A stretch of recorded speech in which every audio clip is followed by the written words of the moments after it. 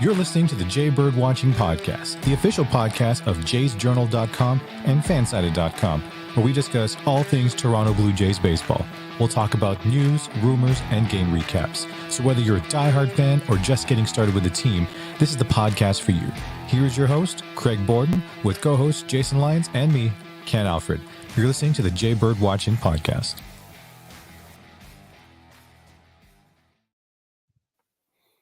Hello, Blue Jays fans, and thank God I get to talk about something other than Bills losing last night right now is about where I'm at in my life because, it kind of stung right here. But on that note, we have some good things to talk about and some bad things if you haven't talked about like what our actual show title is for this evening, which, by the way, guys, before I introduce you all and get going, apparently we already have a definitive 100% yes for our Did the Blue Jays Lose this offseason as what we named the title of the show this evening. So we get to talk and dive into that further, but ELC apparently on our YouTube listens is already 100% accurate for what we were shooting at. So Ken, Jason, how we doing this evening? We're doing all right. Sorry I missed last week. Unfortunately, Mrs. K got a little hurt, and nothing major, but it was enough that she actually used the line, "I would rather give birth than to feel this pain that she had." And it was just going something with her neck and back where she couldn't get comfortable sitting. She actually had to sleep sitting up, which is weird. So spent last week taking her to the various doctors, chiropractors, a lot of medication. And of course, she's already back at work and she already wants to hit the gym. Well, there you go. There you go. To that point, the biggest thing out of that is she is feeling better. So win. Jason, clearly you're a little bit more excited, at least about non-baseball related sports than I am, anyways. We'll start. We are coming up to. I think we're not. Are we allowed to say Super Bowl? We're coming up to the big game. I think that's what we're allowed to call it now, unless we're paying for the rights to talk about it. For me, I got to be honest with you. Super Bowl. The Super Bowl. I was happy the Niners won. I don't think they played very well, but I feel like they were adapting to a team they didn't know a lot about. And the Packers are young. They're hungry. They played well. Jordan Love is for real. Like he's for real quarterback. And I thought they underutilized CMC, and then George Kittle just went and had a game, and it was an awesome win. It's great to get. I don't think that they're going to be happy if they don't make it to the Super Bowl and probably win. But I will be very honest. I find the Bills Mafia and all of this whole thing with the Bills so incredible to watch. I've got nothing but time for Bills Mafia, for Bills fans, for people who are that dedicated to their team. So too bad you lost, but hats off to people who love their team as much as Bills fans do. Yeah, apparently the sacrifice to the pit was not quite enough the other day. So that's about the. I don't know if anybody's heard the weird rumors and whatnot, but obviously they're building the new Bills arena in the parking lot next to the current arena. So it's literally a giant pit right now, and it's been like everybody's been making the jokes about like this is Sparta, and you kick people into the pit. And that's what we've been doing for the last 6 weeks.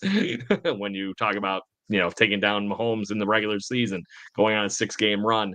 That was the funny part about the whole thing. Yeah. But then apparently, like I said, not enough sacrifices to the pit equals a Bills loss. That made me feel, like I said, a little bit too much like a Super Bowl loss to the Redskins from a million years ago. Yeah. So it's just bringing up some PTSD, bad memories, whatever you want to put it. But like I said, let's talk some good news, baseball-related news. All right.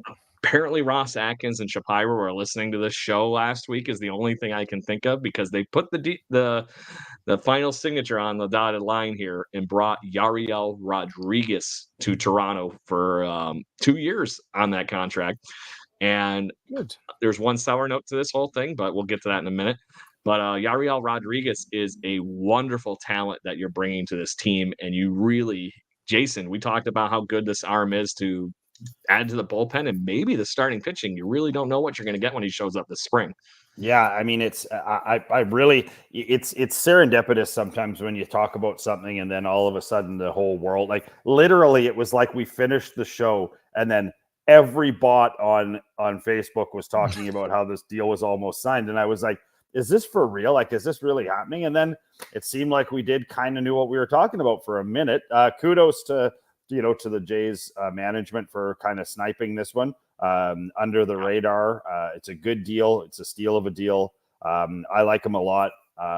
I think he gives you the opportunity to add him really anywhere you want, except for a closer. He can't close, but anywhere else in your pitching roadie, he'll be fine. I feel like his just the way that he is, just watching videos, he's a pretty excited guy. I think he'll fit right in with that clubhouse, and hopefully he has a good couple of years, and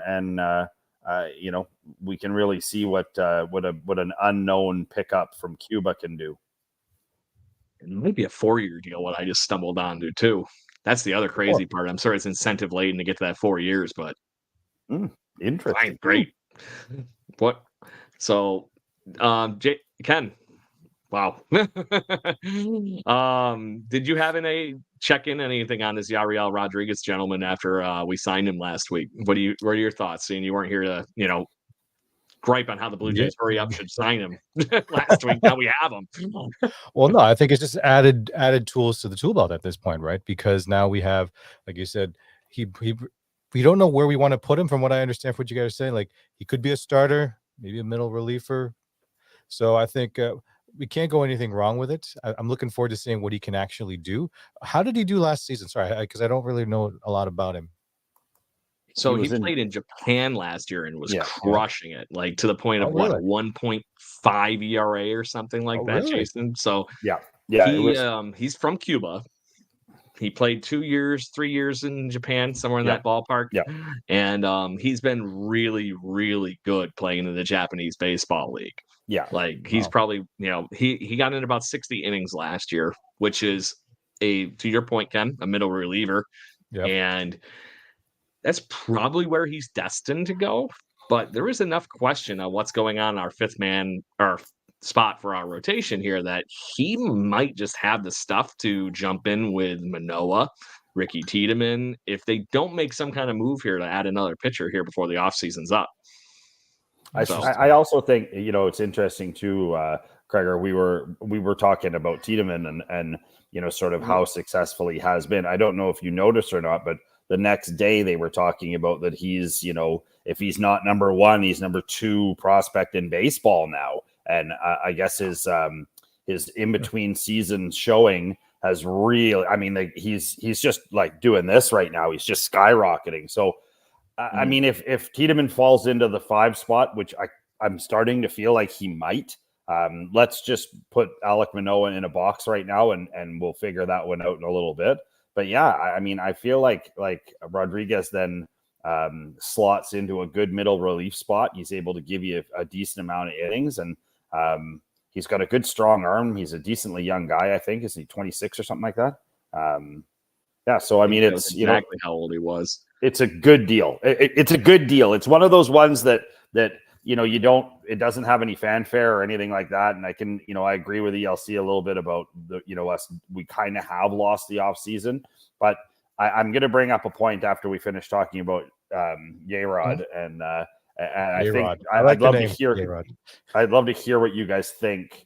Sort of on those lines, but. So the one thing that I'm reading about Yarod, just to coin the name right here on this show, he not outside of the good fastball. Apparently, his best pitch is a giant sweeping curveball, one of those what they call a sweeper. Yeah. And the other part that he's really picked up and what he's saying has taken his game to the next level in Japan is he must have learned how Japanese pitchers throw a splitter because it has helped him out immensely, is what he's been saying.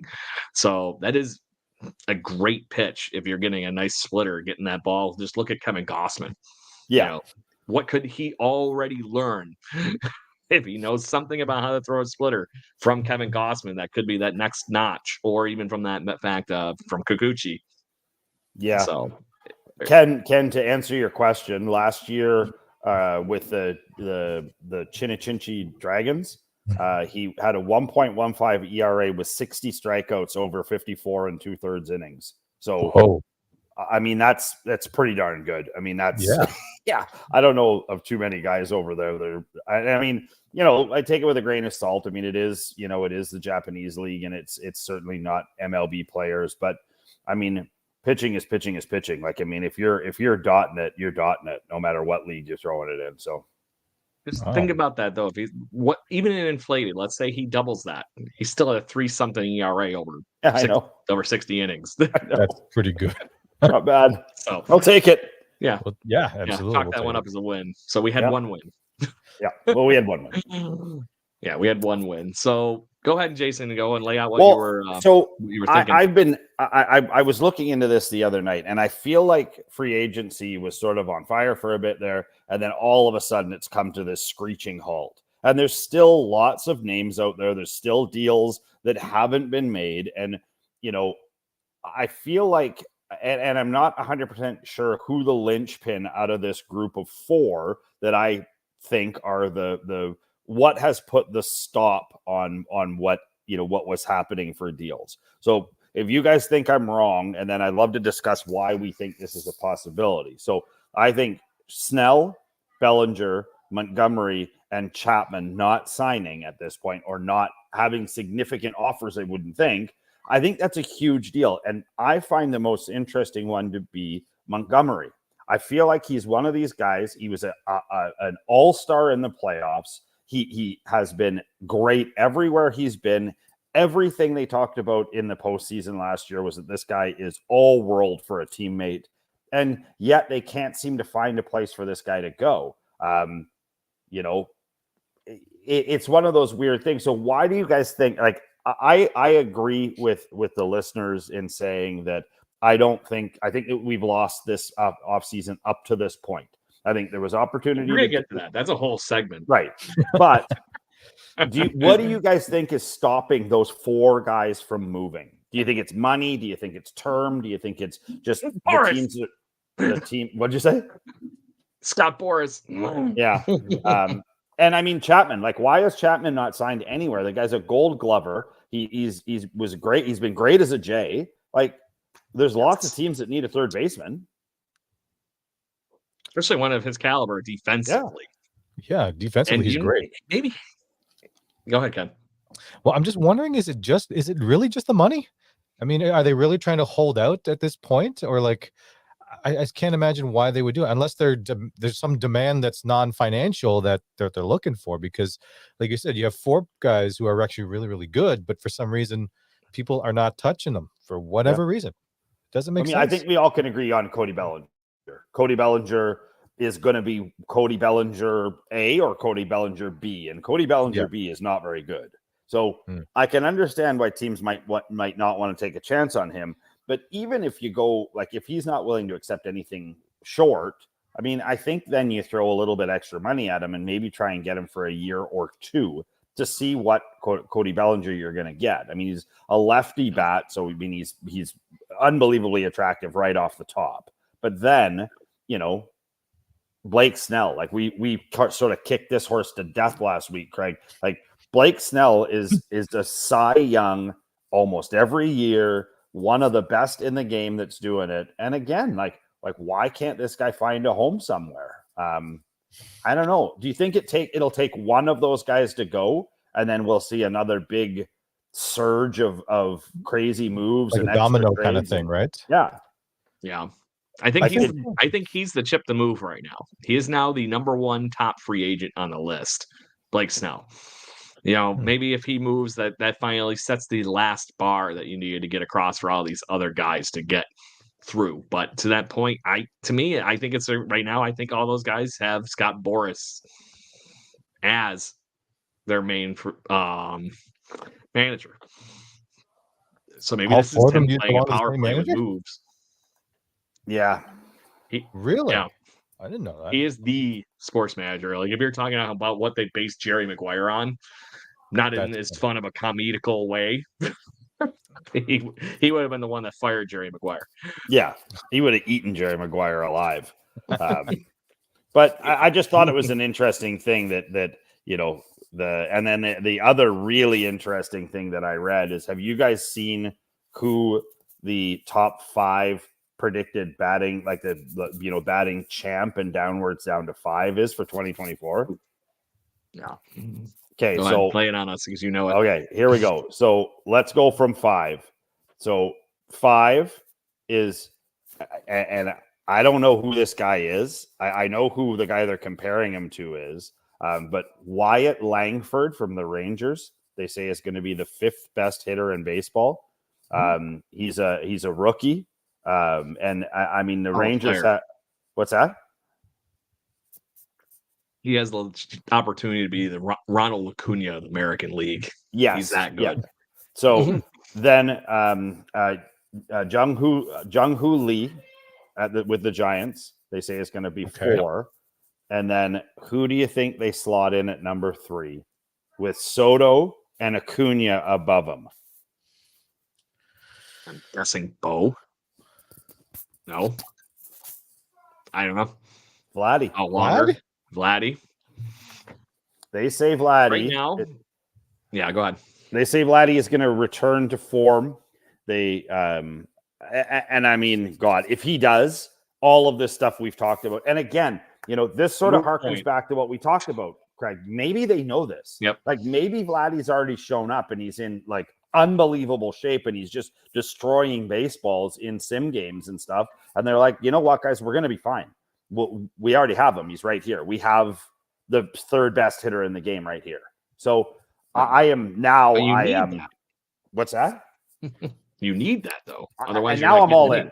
Now I'm all in. Yeah. I'm taking back my statements to trade Vladdy, unless, of course, they use this as possibly the greatest bargaining chip you could ever use by saying with a report like this to say, hey, this guy's predicted to be the 3rd best hitter in the game. What can we get for him? Can we get 3 or 4 pieces? Prospect, a day-to-day player, and a reliever for Vladdy, and send him to the National League so we don't have to put up with him.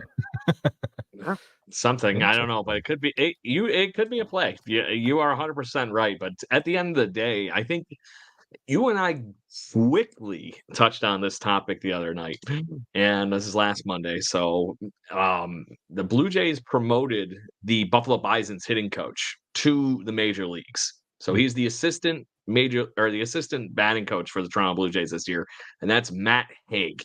We saw what he did with the Buffalo Boys last year.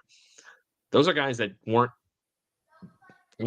meant to do that well, but they did do that well, right? What is that other mantra from Matt Haig come up to Toronto and maybe just get that little whisper? Hey, I helped Davis Schneider hit a bunch of bombs. Try this. Yeah. Right? Maybe that's the catch. I don't know, man. For and we were talking about this today about what we were going to talk about on the show, and then just open up the Interverse and you're just like, wow, there's a whole bunch of stuff down the rabbit hole about baseball. Doesn't matter what time of year it is. So I was happy to find that little tidbit on Vladdy. Like, I mean, it's wildly interesting. I hope they're right. I hope me too. I think we want the Vladdy of MVP caliber, not just the one who's hitting the ball really good, but just not at the level that we're expecting, right? Yeah. One thing we know for certain this coming year: Shohei Ohtani can't win the American League MVP. So, Vladdy, take that shit. There you go. So, Blue Jays fans, I've seen many of you coming in and out of the chat room here. Please make sure you, in the chat, if you have a question or a concern or anything you would like to throw at the gang here, please make sure you enlist it here and we'll talk. So, we'll be good. So, outside of that, Matt, you mentioned we are getting eerily close to the end of the offseason, boys. And I'm not just saying that because my Buffalo Bills are out, my Sabres suck. So we are this close. Pitchers and catchers are going to be reporting on the 15th, I believe. I had it in front of me. Let me pull it up. Yep, February 15th is the day pitchers and catchers report. So we're that close. Wow. And then we have the first full squad workout is on February 20th, a week after that.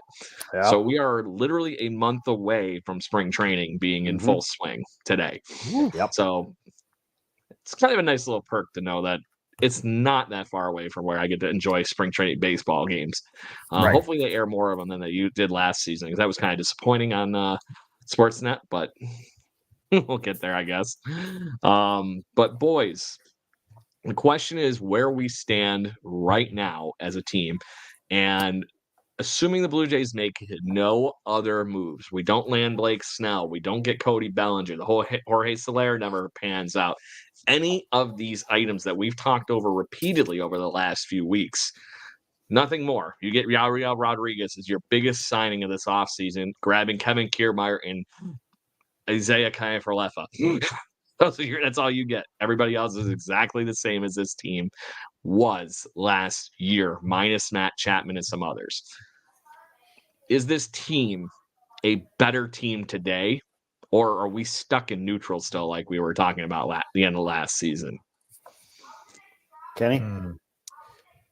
I don't know. I'm kind of thinking neutral at this point because there's the big buzz. If we landed Ohtani, there'd be a lot more buzz, right? And there would be World Series rumors, and people are probably selling World Series tickets for all I know, right? Yeah. But I think we did. They're already selling Blue Jays Ohtani shirts in Japan because somebody clearly didn't get the memo.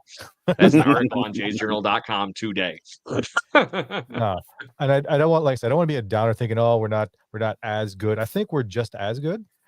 I just hope that the performance will turn up when we need it to turn up, right? If Vlad has the year that we think he's going to do, if we can give Yarod the innings that can help us close games and rely on like Romero to really close it off, then yeah, I think we can probably do just as good as last year, right? Yeah, I agree with you, Ken. I don't think we've gone backwards. I feel like the guys that we've lost, we could afford to lose. Basically, based on depth of position. I feel right like now you lost Witt and Matt. Yeah, Witt. I don't like Witt. That's what I don't like. But I mean, it's we have 3 Wits. We actually have 4 now with IKF. Yeah, with IKF we have a 4th. Yeah, so I mean, it's for me. I still think the Jays are in the top 10 in the entire league. I think they're probably. I mean, if you're to really nitpick it, I think you're probably looking, in the American League. I think you're probably looking at the Rangers still being the best team. The Orioles being 2. I would say maybe then the Rays, then the Jays. I mean, I think that's probably a pretty fair assessment. There's some sleeper teams in there. Yeah, there's one thing that's going in the Blue Jays' direction in the American League East anyways. The Baltimore Orioles have done jack and or shit this offseason. So now they're pretty darn good, though. Talk about, I'm not knocking that. I'm not knocking that. But if you talk about how they take the next step, they need pitching. Yes, they do. They should have went after the Blake Snell, the Jordan Montgomery, to what your point was, to be able to really get that ace in that, because you still don't know what you're going to get for some of those kids. There's a reason I have like a pile of Baltimore Orioles rookie cards and all the baseball cards I've been going through lately, because it's all rookie talent. What if Grayson Rodriguez doesn't come out this year and have a good season? Yeah, they picked up Kimbrel. I mean, that's one move, but they do. I mean, they do really have. I mean, they've got Jackson Holiday. I mean, I got to tell you guys a story. So last night, a friend of mine, Jeff Guile, who played in the majors, his brother played for the Yankees for a number of years. Good guy, good dude. I saw him last night. We were playing hockey, and he actually, it was so interesting, is he was talking to his friend who he went to Oklahoma State with, and he was saying, do you remember when we were watching Jackson when he was a little tiny kid? Because Matt Holliday used to come to their training facility and train in the off season. And so they would see Matt, and then they would see this little kid, and Guile would say that it was one of the best kids he'd ever seen play baseball. And I guess I don't know a ton about him. I actually came home last night and looked him up, and I was like, oh my good gravy. That kid is a bounty of riches for the Orioles. And I mean, Is that come because on. you were watching the Holiday Family Home Run Derby on YouTube? Is that what you were doing? No, but I that did come up. Great yes, video, right? I know it's a great video. But I mean, I think that the Jays have been stagnant. I think that you might be looking at a organizationally where they feel like they're pretty good.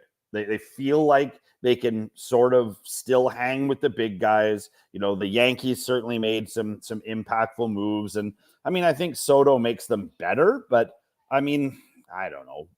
And Stroman probably makes them better, but they were kind of crap last year. So, I mean, better is what? So, yeah, I quantify better for the Yankees right now. Yeah. I really don't know what to get or what to think when I look at that roster. And I'm sure you two gentlemen are thinking the same thing.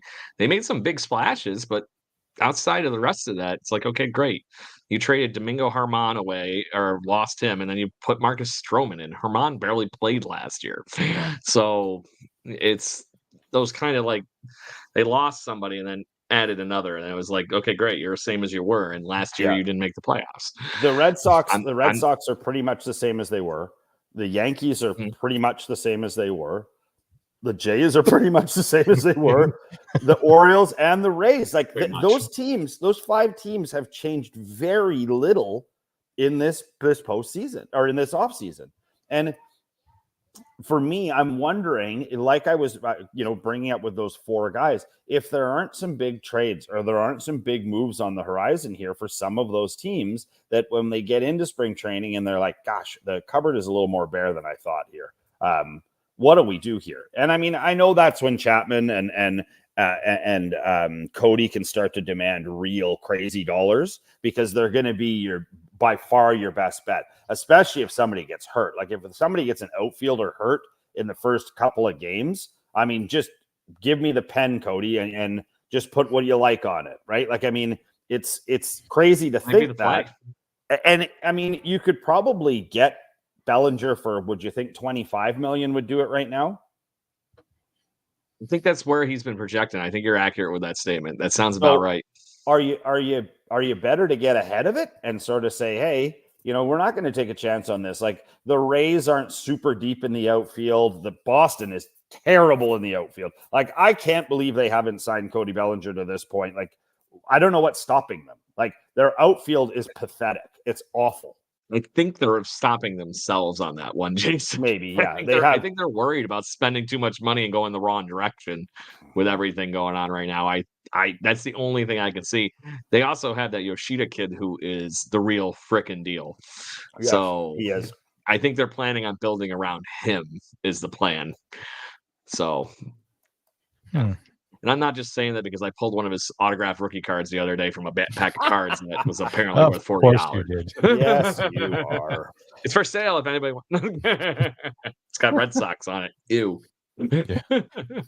I'm wondering if it's just that the teams feel confident in the core group that they have, and they're just gonna, play for singles and bunts versus trying to go for like a triple or a home run. I don't know. I mean, I feel like part of it is the Buffalo, the Buffalo club as well. I feel like that Buffalo club really gave Jay's management a real confidence boost to sort of say, if we don't get any deals done, is anybody going to be mad if we put in Spencer Horowitz, or is anybody be mad if we put Schneider in? No. I mean, they're proven guys who've proven they can play at the major league level and well. And then, oh, okay, well, we didn't sign Chapman. Oh, look at Barger. He's gained 15 pounds and he's hitting them 500 feet. We have, there's tools there that could make this a really exciting, season. I look at the interesting thing that I'm drawing is I'm drawing a real line between the Vancouver Canucks and the Toronto Blue Jays. The Vancouver Canucks changed very little. They've been the same team for 3 years, basically, and they were crap, and then they were crap again, and now they're like the darlings of the NHL. And everyone's like, oh, Rick Tocchet. It's not just Rick Tocchet. I feel like sometimes a group needs a chance to gel. And I love the fact that even though, Jim Rutherford, they call him Trader Jim because he's had the most trades of any GM ever in history. But I do like the fact that he has let this core group marinate, and it's now starting to show fruit. So maybe Ross Atkins is smarter than we're giving him credit for. And he's finally got these guys to a marinated group where, where Biggio can have a standout year and Bo can have a standout year and Vladdy can have a standout year. And then everyone's like, oh, well, thank God we didn't spend $700 million on Ohtani, right? So, I mean, who knows? We didn't trade that guy for Dalton Varsho. Oh, wait, what? Oh, wait, we didn't do that. Sing. Bing. I said it. I went there. But to that point, I think he's going to have a better year this year, too. There's something about, like you were just saying, that comfort. That is something that could help out a Dalton Varsho, to your point, a Kevin Biggio, whoever it might be, to take that next step. And like I said, I'm hoping that in the midst of all the Blue Jays roaming ridiculous instructors that they have that are going to be coming to spring training, it's a who's list of who's going to be coming to spring training as far as the coaching goes, guys. Yeah. Victor Martinez, Edwin Encarnacion, ding, ding, ding, ding, ding, ding, ding, ding. And then that's not even including the guy, like I said earlier, Matt Haig moving into his new role too. So yeah. It's all the right people to be having down at that wonderful new spring training complex, and hopefully get these guys right for 162 games. And then the other thing too is there's probably a few guys that are dangling around in the ether, like a Kevin Pillar or a, just guys that haven't signed or have had a contract expire, and they're still, they're not 42, but they're not spring chickens. And I mean, there's always guys like that. There's always guys when spring training starts. You're like, oh, the Jays gave a PTO to this guy, sweet, like, and who knows, it's coming up on a really exciting, couple of weeks of baseball, when they start to settle in and you start to see, guys in tip-top shape and guys in not tip-top shape, and, like what Who's you're going to get. Their life candidate. No, I mean, it's very interesting. I was listening to a thing. I can't remember who it was. Oh, John Kruk was talking about how at the start of the season, you're the strongest you're going to be, right? Like you've been hitting the gym. I mean, he's not the greatest example. I don't think he hit the gym a lot, but he was as strong. He felt as strong as he could be, right? He's coming into spring training. You're mashing home runs. I don't know if you guys know this, but a lot of major league hitters start out the season with a heavier bat than they finish the season with, because at the start of the season, you're full. Yeah, you're as strong as you're going to be. You're swinging the crap out of the thing. Game 148, you got some wear and tear. You got some miles, and it's getting a little harder to rip that thing around. So the equipment is actually being manipulated now to help these guys, have benefit down the road and down the season. So, I love when spring training gets close. There's just something about it that's so exciting. I'm even going retro here. I found this program from when I went to spring training. There's an R.A. Dickey on this. Redicky. There we go. Redicky. Yeah. So, Jason, I really got to find out how the hell you read into my random crap that I'm going to ask every night on this show, and you somehow get in my head. Do I have like the scoreboard, like literally telling you something behind me? No, I feel like that sometimes we share a brain. Because it was a good article on Jay's Journal that was going kind of down the ballpark of where you just said, as far as who could be that one-hit wonder that could help the Blue Jays this season. And we're not going to dive into who that person is for this team, but I thought it was fun that this article was about who the top 7 Blue Jays one-hit wonders of all time. So I figured it'd be fun to have a little talk around that and see if you guys can guess some of the names on this list, and then I'll give you the list. So I just figure we can go around here. Jason, do you have any Blue Jays off the top of your head that you can think of that were, like I said, the one-hit wonder? You had an amazing season from this player. That was the reason we were a good team that year. Not somebody that was consistent, but like bam, like I feel like my first one would be Chris Colbello. I think I'm going to talk a point for you because that is one on the list. Yes. Chris Colabello is known for having a monster 2015 season and really became the everyday left fielder, which is funny because he barely ever played left field. He was always a first baseman, especially seeing him here in Rochester, New York, way too many times playing for the Rochester Red Wings. He was in the Twins organization for a million years. But yeah, he destroyed the baseballs that year and was actually a really big reason we were good that year. Kenny, you got any that come to mind? I'm gonna go really old. There's no time frame. There's Jays of all time, best all time one hit wonders. Yep. I would say Paul Molitor. Well, he got one good season out of him as an MVP, but to that point, I would say that Paul Molitor is a Hall of Famer, so he wasn't exactly a one-hit wonder. Yeah, I was gonna say Ricky Henderson but to too. that point, he had that like one amazing, ridiculous season with the Blue Jays, so that definitely stood out. So you were barking up the right tree, but I think one and done, I guess, was a better way of saying it. Yes, and I'm going to say one here that I was actually surprised that wasn't on here.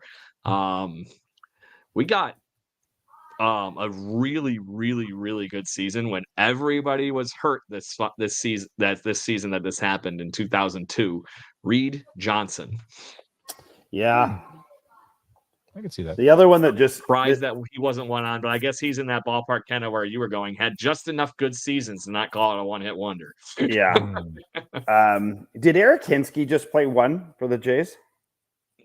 He played for the Blue Jays for a long time, but he is on that list as only having one good season. One good season. I like the reason Eric Hinsky is famous to this point is he played on more consecutive playoff teams than anybody in history. Because he kept getting, he was one of those guys. He played in the playoffs for like at the end of his career 6 straight seasons as a first base, third base bench player. That's right. That's right. So it was really ironic that he was in that many playoffs teams and obviously never with the Blue Jays. From being the 03 Rookie of the Year is where you were going there, Jason, to your point of being a one-hit wonder and then dropped off the face of the planet. That's what I was thinking. I knew he was a big disappointment. I kind of liked him. The only other one I can think of, and I'm trying to remember what his first name was. His last name was Phelps, I think, wasn't it? Or Josh Phelps? There it is. Yeah. There's one of them. I loved Josh Phelps. Yeah, he was a good player. Was a masher. Yeah. He had 40 home runs that one year. Who was the? It was slightly ridiculous. What about Smoke? Did Smokey have? Smokey had a couple of good years, didn't he? Yeah, I'm thinking they're lumping him in that category where I had Reed Johnson and Molitor. Yeah, maybe a standout year out of the years he was with the Blue Jays, but he had it was a good tenure as a Blue Jay kind of thing. Yeah. So, Ken, do you have any you want to add to this list, or do you want me to go through the list here? There's a couple of names, but I can't remember what's the second one. The first was like, I can't remember what his first is. It Troy Tello? What's his name? What's it? Oh, Troy Tulowitzki. There you go. I can't pronounce it. If Tulo would have actually been a Hall of Famer if he could have ever stayed on the field. Yeah, I agree. It's one of those guys that just couldn't stay healthy, very much like what we see today with Danny Jansen. Yeah, I think Tulo was even worse though. He got hurt. Like he got a good idea and he was out 4 to 6. Like yeah, buzzing. Yeah, pulled his idea.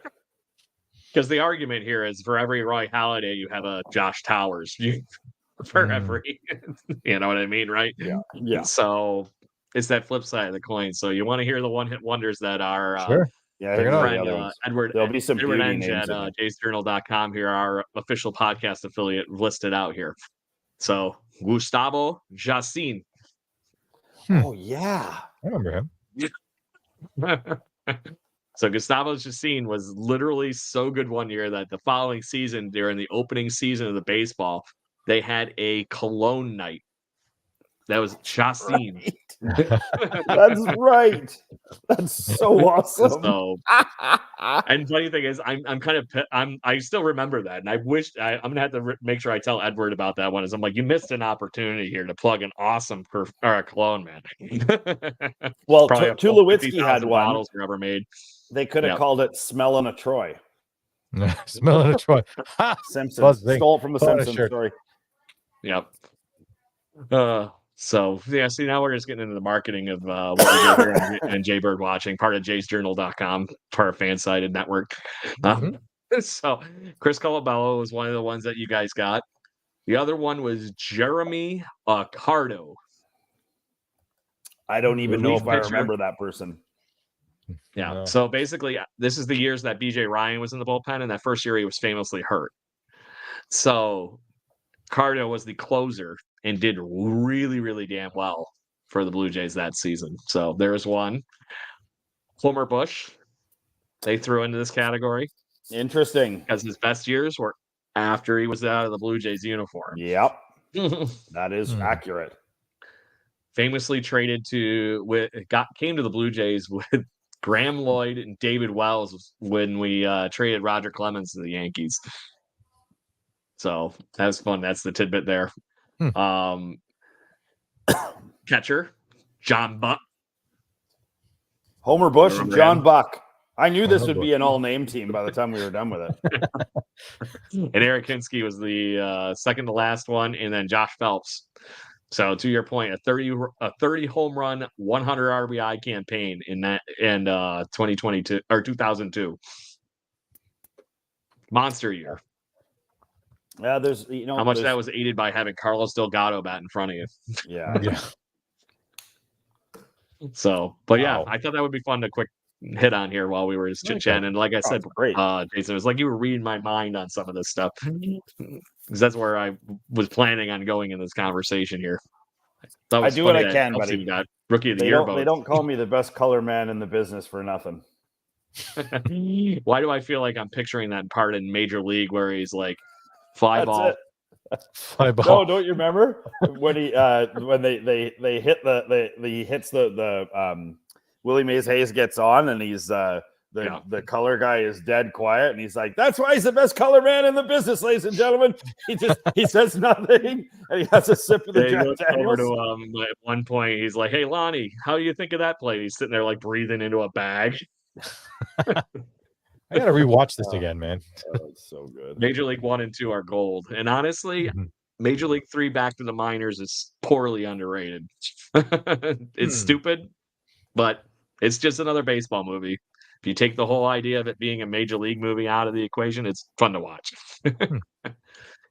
So, anyway, I have one last thing because I've had fun goofing around with the AI image stuff with you guys, like every end of the show here. While we're goofing around with it. But is there anything either of you two gentlemen would like to talk about before we wrap it up here? I'm gold, buddy. No, I'm good. Gold. All right. So Ken, last week I think you were there the week before too. I did the AI photo thing that I've been doing on our Instagram, TikTok, all our social media stuff. And I like just going over the last week's one on this show before I post the next ones up for the week. Okay. And see if you guys cheated or already knew what's going on. Or what, but the idea last week, I'm going to share these pictures with you, and you want to tell me which Blue Jay this is? Brandon Belt. I have one more picture, and the last one's the seal of the deal. If you didn't figure out what that one looks like Brandon Belt to me. Could be Bautista. It does look, So I think this other one will sell it. So we good to move on to the other picture? Oh yeah. That guy. There you go. Jose. Jose. I don't know if Ryan Goins would like to be portrayed as that whatever's running behind Bautista there. this guy back here. Poor.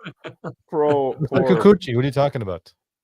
It looks like people are throwing food at him in the midst of this, though. There's a little. Although there was plenty of things thrown on the field during that game. Yeah. So, but like I said, it was funny that what I typed in was like Crobat Blue Jays because you can't type in names, so I have to get clever with how I describe the image I want it to show. And it gave me the bat flip. I can't complain. I thought it was cool that they literally like brought it out to the point where it was like comic book ready kind of like thing. So I like it. Action pose, boys. Yeah, good times. And the reason I thought of Jose Bautista's last week's trivia thing is, did you hear what Jose Bautista news is in the world these days? Yeah, didn't he buy a soccer team? I was about to say, didn't he buy a soccer team? Right on the nose. You both got it. It's like I'm sneaking trivia within the trivia. Look at me. So, but I thought that was really, really cool that he was that he's in love with sports still after retiring and all that stuff. To be able to do something like that, it's a full-time commitment doing something like that for I don't think it's an MLS team, right? But it's a Las Vegas one below, I think. Soccer team. Yeah. One below the MLS, I think. It's a feeder team. Interesting, though. I mean, I find it cool when guys do, multi-sport. Like I imagine growing up, you played soccer and all the rest of it. I've got breaking news. Do you want breaking news before we go off the Absolutely. air? Breaking news is just in. The Pirates have signed left-hand pitcher Aroldis Chapman. Apparently, they've agreed on a 1-year deal. This just in. I would play my breaking news sound, but I couldn't get to it fast enough. So, Chapman is a Pirate. There it is. That's an interesting one, and that seems very Kansas City Royals move to me from last year. Yeah, I mean, Pirates are a young team. He's was a good veteran to have on the team. Yeah, I mean, Chapman was pretty good last year. Certainly, probably, I would say the Rangers were really pleasantly surprised with what they got out of Chapman. You know, based on age, based on how he'd been the 2 years prior to that. Damn. You know, so there you go. There's your breaking news. Take it home with you. To that point, though, the Kansas City was the one that actually had him and traded him to the Rangers, and they gave up a good piece. Cole Reagans. The Rangers gave up. Oh, really? Reagans. Yeah, to get Chapman. And Ken, that was the game you and I were at over this past season. And Cole Reagans was the guy that was pitching for the Rangers that was just mowing through the Blue Jays until he had that little weird step and oh my God, I remember that. I'll never forget 4 straight walks. Yeah, 4 straight walk pitches almost. Yeah, and then Double K hits a home run. Yeah.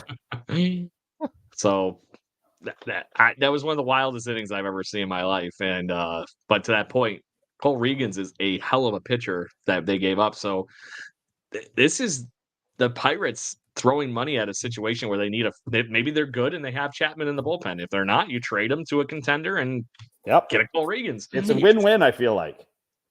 Yeah, because I have a strange feeling that Chapman's got more in the tank than he leads on. And this is back to certain Yankeeisms. He's not the first Yankee to say that they ruined him, or ex-Yankee to say that he ruined him.